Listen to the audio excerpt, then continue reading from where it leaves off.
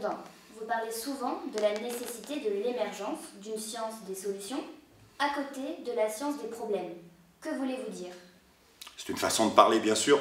Quand je parle de science des problèmes, je parle de tout ce qui nous permet de comprendre ce qui, dans une population, chez des individus, peut causer des difficultés relatives à la santé. On appelle ça l'épidémiologie, c'est ce qui permet de comprendre ce que sont les déterminants de la santé, ce qui va conduire, par l'action de différents facteurs, à ce qu'une personne ait un risque plus ou moins élevé d'être malade.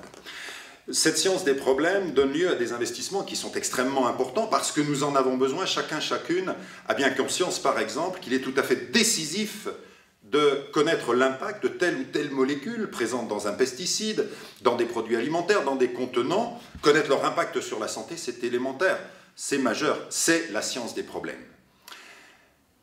La seule chose, c'est qu'à côté de la science des problèmes, je crois profondément que nous avons besoin d'une science des solutions. En effet, poursuivons sur l'exemple des questions environnementales. Nous identifions que dans tel ou tel produit va être présent un composé nocif pour la santé.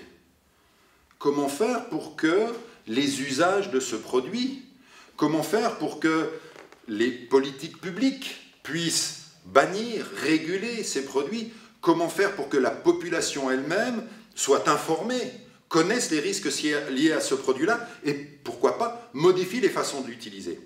C'est ça la science des solutions.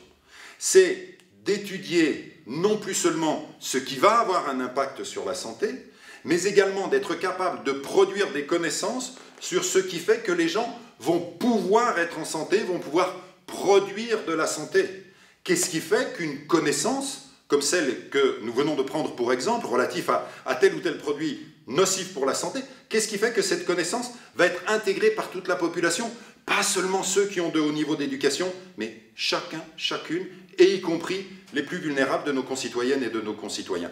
Cette science-là, cette science des solutions, c'est celle qui doit nous permettre de comprendre à quelles conditions il est possible de mettre en œuvre des politiques publiques qui vont être garantes de la création autour des personnes d'écosystèmes favorables à la santé. C'est le fait de disposer de connaissances sur la manière dont telle ou telle information va pouvoir être acquise, maîtrisée par la population et plus largement autour de ce qui va permettre à des individus de disposer des capacités de faire des choix qui soient positifs pour eux en relation avec leur santé, de manière à atteindre l'état de santé le meilleur possible pour eux-mêmes. Cette science des solutions, elle va mécaniquement avoir un certain nombre de caractéristiques. Elle va porter sur des pratiques sociales, des pratiques sociales d'intervention, des pratiques d'organisation politique, des pratiques de professionnels. Elle va porter également sur des mécaniques qui interviennent à l'échelon des sociétés, à l'échelon des communautés, au sein des cultures, dans différents types de populations. Elle va donc faire appel à un ensemble de cadres, d'approches scientifiques extrêmement variées. Elle va donc imposer la collaboration entre les chercheurs et elle va mécaniquement laisser une place aux gens, laisser une place aux populations. On ne fait pas la santé contre les gens, on fait la santé avec eux.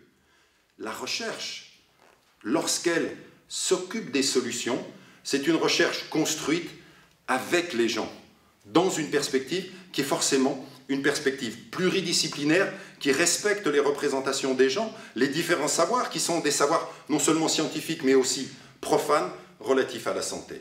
Faire émerger la science des solutions, c'est accepter de penser autrement, de créer des écosystèmes de recherche qui associent l'ensemble des acteurs au service de la production et du partage de connaissances sur ce qui permet aux gens de gagner en capacité de prendre en charge leur propre santé individuellement et collectivement.